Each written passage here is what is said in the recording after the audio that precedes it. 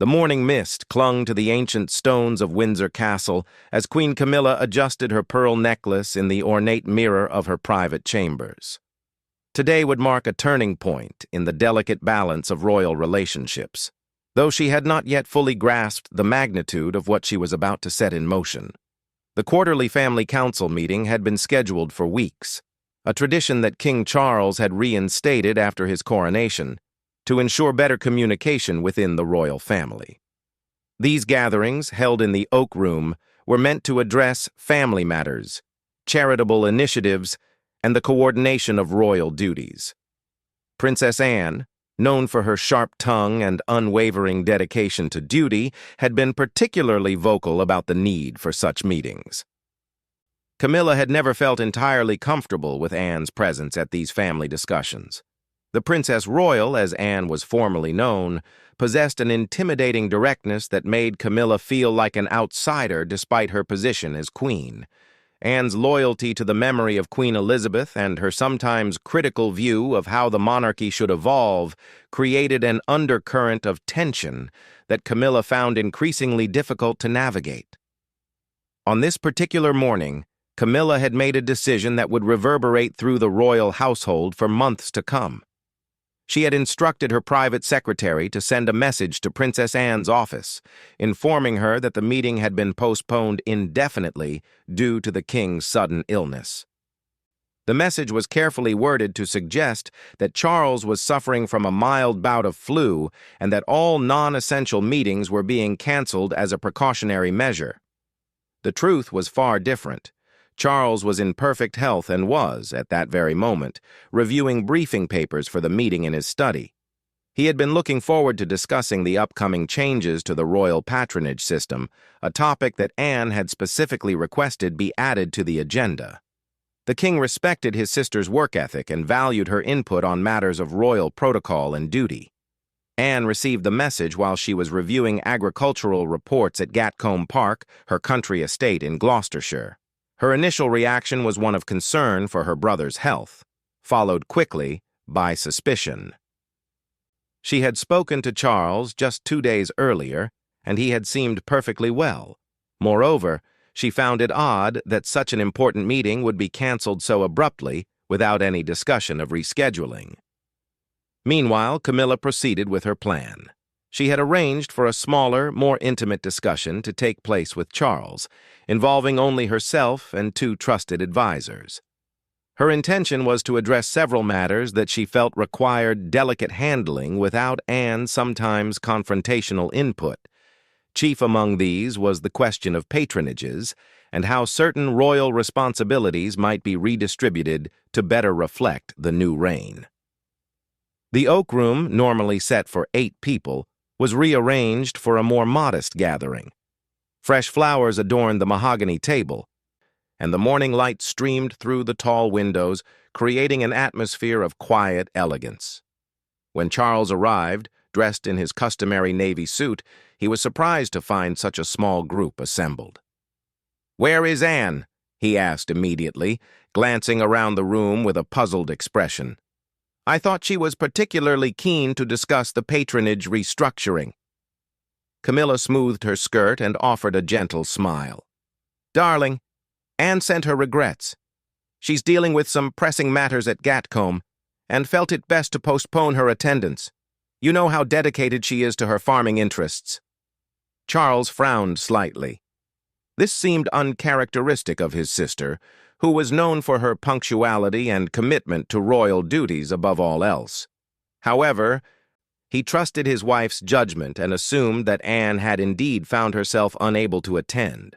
The meeting proceeded without her, covering various topics including upcoming state visits, charity patronages, and family scheduling. As the discussion unfolded, Camilla guided the conversation toward her preferred outcomes. Without Anne's presence to challenge certain proposals or offer alternative viewpoints, several decisions were made that might have faced stronger opposition in a full family gathering. The redistribution of certain patronages was approved, with some of Anne's traditional areas of focus being reassigned to other family members. Back at Gatcombe Park, Anne's unease continued to grow. She had tried calling Charles directly, but was told he was in meetings and could not be disturbed. This struck her as unusual, particularly given that she was supposed to be part of those very meetings. Her years of experience within the royal family had taught her to trust her instincts, and something about the situation felt fundamentally wrong. She decided to call her brother Edward, thinking he might have more information about the family meeting's postponement. When Edward answered, his confusion was immediately apparent. "What postponement?" he asked. "I was told the meeting was going ahead as planned, but that it would be a smaller group this time. I assumed you had chosen not to attend." The pieces began falling into place for Anne. She realized that she had been deliberately excluded from the meeting, and the fabricated story about Charles's illness was merely a cover. Her initial reaction was a mixture of hurt and anger, emotions that she rarely allowed herself to display publicly. However, her sense of duty and family loyalty prevented her from taking immediate action.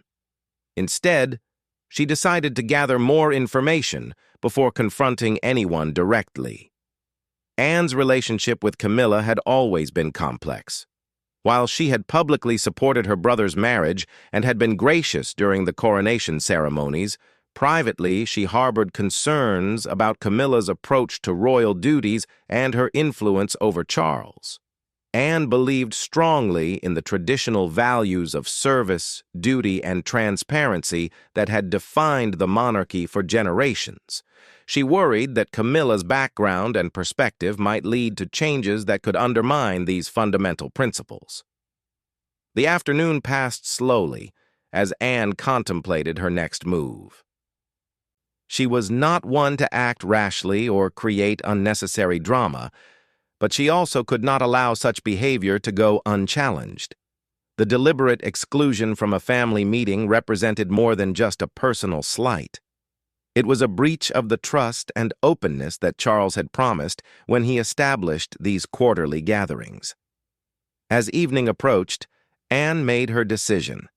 She would not confront Camilla directly, as this would likely create the kind of public family discord that could damage the monarchy's reputation. Instead, she would wait for the right moment to speak with Charles privately, ensuring that he understood exactly what had transpired. She believed that her brother, once he learned the truth, would address the situation appropriately. The sun set behind the rolling hills of Gloucestershire as Anne sat in her study. Surrounded by photographs of horses and family members, the weight of the day's discoveries pressed upon her, but her resolve remained firm. She had dedicated her life to serving the crown and supporting her family, and she would not allow personal grievances or political maneuvering to interfere with those commitments. Unknown to Anne, Charles was at that moment reviewing the outcomes of the day's meeting, making notes about the various decisions that had been reached. He remained puzzled by his sister's absence, but accepted Camilla's explanation without question. It would be several days before he would learn the truth, and when he did, the revelation would force him to confront uncomfortable questions about trust, loyalty, and the delicate dynamics that governed his family relationships. The stage was set for a confrontation that would test the bonds of family loyalty and challenge the new king's ability to navigate the complex web of relationships that surrounded him. What had begun as a simple exclusion from a meeting was about to become a defining moment in the early years of Charles's reign, one that would have lasting consequences for the royal family's internal dynamics. 3 days had passed since the family council meeting, and King Charles was beginning to notice subtle changes in the atmosphere around him. Staff members seemed more cautious in their interactions, and there was an undercurrent of tension that he could not quite identify. His attempts to reach Princess Anne had been unsuccessful, with her office citing a busy schedule and ongoing commitments at various agricultural events. The first crack in Camilla's carefully constructed narrative came during Charles's weekly briefing with his private secretary, Sir Clive Alderton. As they reviewed the upcoming week's engagements, Alderton mentioned a conversation he had had with Anne's equerry about coordinating travel arrangements for a joint engagement the following month. "Sir, if I may ask," Alderton said carefully, "Princess Anne seemed surprised when I mentioned the decisions reached at Tuesday's family meeting. She appeared to be under the impression that the meeting had been canceled due to your illness." Charles looked up from his papers, his brow furrowed in confusion. "Canceled? Whatever gave her that impression? I was perfectly well on Tuesday, as you know. You were briefing me that very morning." Alderton shifted uncomfortably in his chair. He had served the royal family long enough to recognize when he was stepping into sensitive territory. "Perhaps there was some miscommunication in her office, sir. These things do happen." But Charles was not satisfied with this explanation. His mind began working through the events of Tuesday morning, replaying conversations and trying to understand how such a significant miscommunication could have occurred. He remembered Camilla's explanation about Anne being unable to attend due to farming commitments. But now this story was clearly at odds with what Anne herself believed had happened. That afternoon, Charles decided to call his sister directly. When Anne answered her mobile phone, her voice carried a coolness that was unusual in their typically warm interactions. "Anne, I wanted to check on you," Charles began. "I was sorry you couldn't make Tuesday's meeting. I hope everything is well at Gatcombe." There was a pause before Anne responded, and Charles could sense her choosing her words carefully. "Tuesday's meeting? Charles, I was told it had been canceled because you were unwell. I was quite concerned about your health." The silence that followed was heavy with implication. Charles felt a cold realization beginning to form in his mind. "I was never unwell, Anne. The meeting proceeded as scheduled." "Who told you it was canceled?" "The message came through Camilla's office," Anne replied, her voice steady but carrying an edge that Charles recognized from their childhood. "I was informed that you had flu and all non-essential meetings were postponed indefinitely." Charles closed his eyes, feeling the weight of understanding settle upon him. The careful orchestration of events suddenly became clear, and he realized that his wife had deliberately excluded his sister from the family meeting. The implications of this deception were staggering, not just for family harmony, but for the trust that needed to exist between him and his closest advisors. "Anne, I had no knowledge of this message. I need to understand exactly what happened." "I think we both understand what happened, Charles," Anne replied quietly. "The question is what you intend to do about it." After ending the call with Anne, Charles sat in his study for nearly an hour, grappling with the reality of what he had discovered. Camilla's actions represented more than just a personal slight against Anne. They constituted a fundamental breach of the openness and transparency he had tried to establish in his family relationships. Moreover, the ease with which she had deceived him called into question his own judgment and awareness of the dynamics within his household. That evening, Charles found himself observing Camilla more carefully during their private dinner.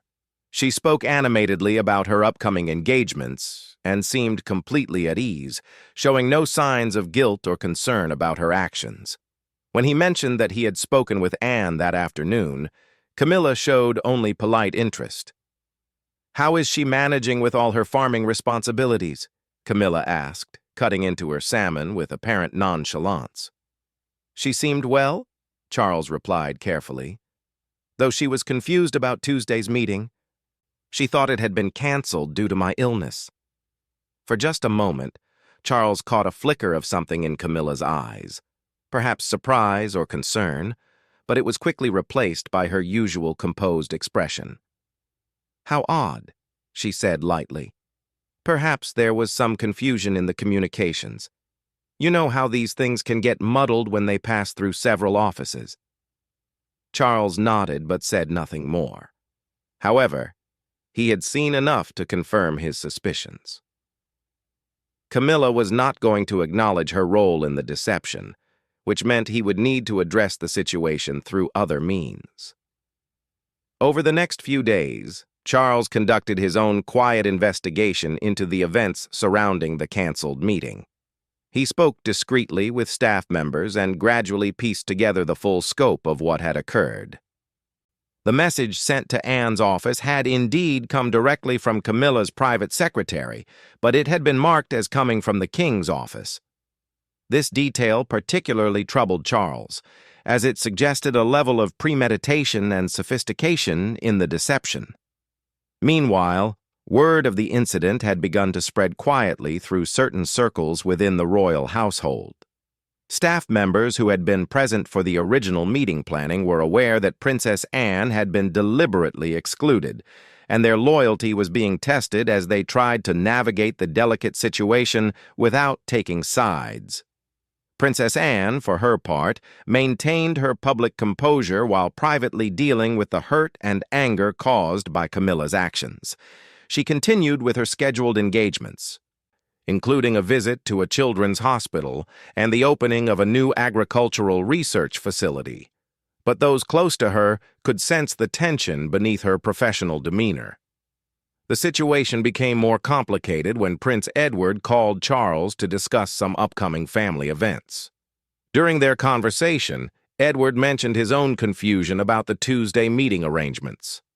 "I have to say, Charles, I was rather surprised by how that meeting played out," Edward said. "When I arrived, I expected to see Anne there, especially given how passionate she's been about the patronage restructuring. Her absence seemed quite out of character." "Yes, there were some communication issues," Charles replied carefully, not wanting to involve Edward in the family drama, but also needing to understand the full extent of who knew what. "Communication issues?" Edward pressed gently. "I spoke with Anne the day before the meeting, and she was very much looking forward to it. She had prepared quite extensively and had several proposals she wanted to present." This revelation hit Charles particularly hard. Not only had Anne been deliberately excluded, but she had invested significant time and effort in preparing for the meeting. Her contributions would have been valuable, and her absence had skewed the discussions in ways that might not have been in the family's best interests. That night, Charles struggled with sleep as he contemplated his options. He could confront Camilla directly, but this risked creating a major marital crisis at a time when the monarchy needed stability. He could address the issue indirectly by ensuring it never happened again. But this would leave the current situation unresolved and could be seen as weakness by other family members. Alternatively, he could arrange a private meeting with Anne to apologize and ensure she understood that he had been unaware of Camilla's actions. However, this approach raised its own complications, as it would require him to essentially choose sides between his wife and his sister. As dawn broke over Windsor Castle, Charles made his decision. He would need to address this situation head-on, despite the potential consequences. The integrity of his family relationships and the trust that underpinned his reign were too important to be sacrificed for the sake of avoiding uncomfortable conversations. The King's Day began with his usual briefings, but his mind was focused on the conversation he would need to have with Camilla that evening. He had spent years avoiding family confrontations, preferring diplomacy and gentle persuasion to direct confrontation. However, this situation demanded a more direct approach. As afternoon turned to evening, Charles prepared himself for what would undoubtedly be one of the most difficult conversations of his marriage. The future of his family relationships, and possibly his reign itself, would depend on how he handled the next few hours. The grandfather clock in the king's private study chimed 8 o'clock, as Charles paced near the windows overlooking the castle gardens. Camilla would join him shortly for their usual evening tea, a quiet tradition they had maintained throughout their marriage. Tonight, however, this peaceful routine would be shattered by the conversation he could no longer avoid. When Camilla entered the study, she carried herself with her usual grace, wearing a simple blue dress that complemented her carefully styled hair. She had no apparent awareness that her husband had discovered her deception, and her smile was warm and genuine as she settled into the chair across from his desk. "You seem rather serious tonight, darling," she observed, noting the tension in Charles's posture. "Has something happened with the government? You know how these political matters can weigh on you." Charles remained standing, his hands clasped behind his back as he studied his wife's face. For 30 years he had trusted her judgment and relied on her counsel. Now, looking at her calm expression, he found it difficult to reconcile the woman he loved with the person who had orchestrated such an elaborate deception. "Camilla, I need to ask you about Tuesday's family meeting," he began, his voice carefully controlled. "Specifically about why Anne believed it had been canceled due to my illness." He watched as a subtle change crossed her features, a slight tightening around her eyes, a barely perceptible shift in her posture. She was an intelligent woman who understood immediately that her carefully constructed story was unraveling. "I'm not sure I understand what you mean," she replied, though her voice lacked its usual confidence. "Anne chose not to attend the meeting. I simply conveyed her regrets to you." "That's not what happened, and we both know it," Charles said firmly, moving to sit behind his desk. The formal positioning was deliberate, creating a sense of official inquiry rather than marital discussion. "Your office sent a message to Anne, informing her that I was ill and the meeting was canceled. This message was sent without my knowledge or consent." Camilla's composure began to crack under the weight of direct confrontation. She had not expected Charles to investigate the matter so thoroughly, and she certainly had not anticipated such a direct challenge to her actions. For several moments, she said nothing, apparently weighing her options for response. "Charles, you must understand the position I'm in," she finally said, her voice taking on a pleading tone. "Anne has never fully accepted me as part of this family. Every meeting becomes an opportunity for her to question my judgment or challenge my role. I simply thought it would be more productive to have a smaller, more focused discussion." "So you lied to her," Charles stated flatly, "and you lied to me. You allowed me to believe that Anne had chosen not to attend when she had never been given that choice." "I didn't lie," Camilla protested, though her argument sounded weak even to her own ears. "I simply managed the situation in a way that I thought would be best for everyone involved." Charles leaned forward, his patience finally exhausted. "Camilla, Anne spent considerable time preparing for that meeting. She had proposals and ideas that would have been valuable to our discussions. Instead, she was humiliated and excluded based on a fabricated story about my health."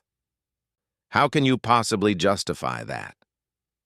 The confrontation that followed was unlike any argument they had experienced in their marriage.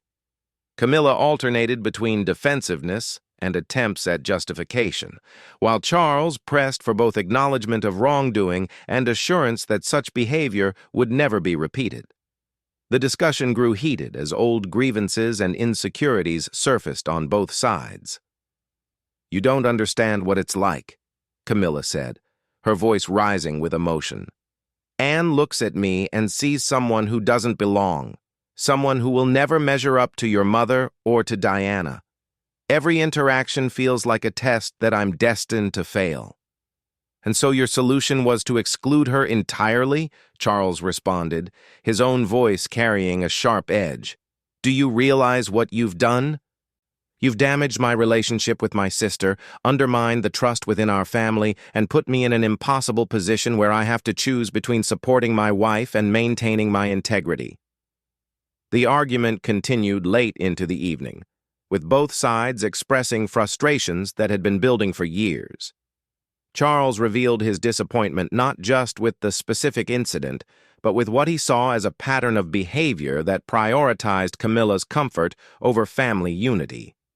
Camilla, in turn, expressed her feelings of isolation within the royal family and her belief that she was held to impossible standards. Eventually, exhaustion and the weight of their mutual hurt brought the argument to an end. Camilla agreed to write a formal apology to Anne, acknowledging her actions and expressing regret for the deception.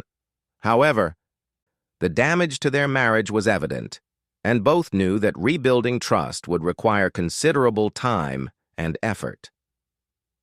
The following morning, Charles called Anne to arrange a private meeting at Clarence's house. When they met, his sister's demeanor was professional but cool, and Charles could see the hurt behind her composed exterior.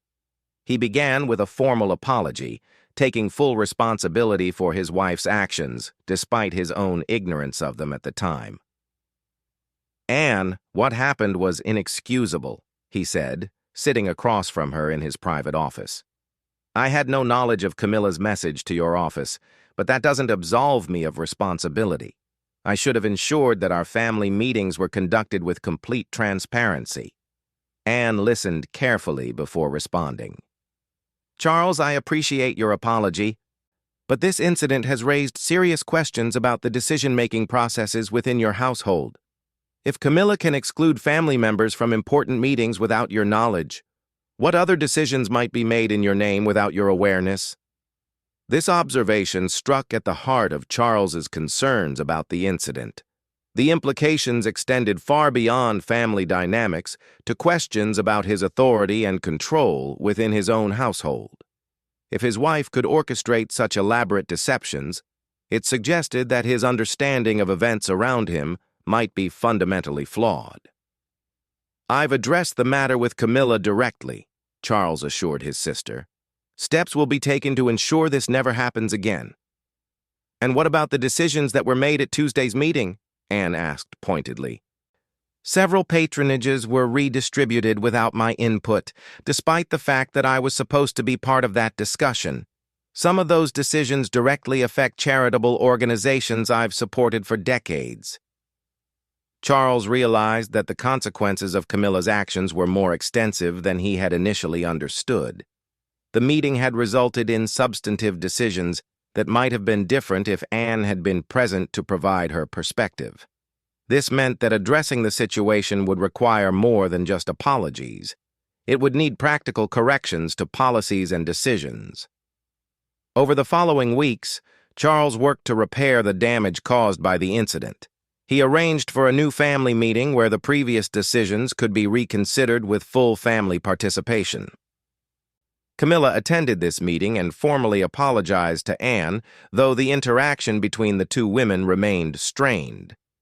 The patronage redistributions were largely reversed, with Anne's traditional areas of responsibility being restored. However, the process of making these corrections drew attention from the press and royal watchers, leading to speculation about tensions within the royal family.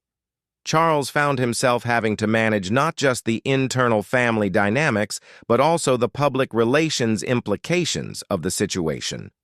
Months later, the incident had largely faded from public attention, but its effects continued to resonate within the royal family.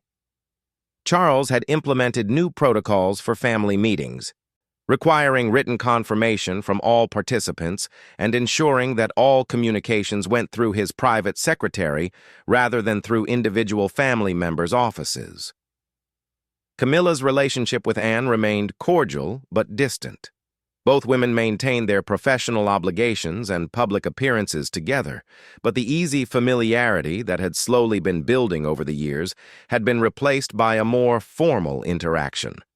Anne's trust in Camilla had been fundamentally damaged, and while she continued to support her brother's marriage publicly, privately, she remained wary of her sister-in-law's influence. For Charles, the incident served as a wake-up call about the complexities of managing family relationships within the context of royal duties. He had learned that his position as both husband and king sometimes created conflicts that could not be easily resolved through compromise or diplomacy. The experience had forced him to confront difficult questions about loyalty, trust, and the exercise of authority within his personal relationships. As winter settled over the royal residences, the family had found a new equilibrium, but it was one marked by greater formality and decreased spontaneity in their interactions. The quarterly family meetings continued, but they were now conducted with careful attention to protocol and documentation. The warmth and informality that Charles had hoped to foster in his family relationships had been replaced by a more cautious approach that prioritized clarity and transparency over intimacy. The incident had demonstrated that even within the royal family, personal ambitions and insecurities could override loyalty and duty. For Charles, this realization was both sobering and instructive, as he continued to navigate the early years of his reign, learning to balance the competing demands of family, duty, and personal relationships in ways that his long preparation for kingship had never fully anticipated.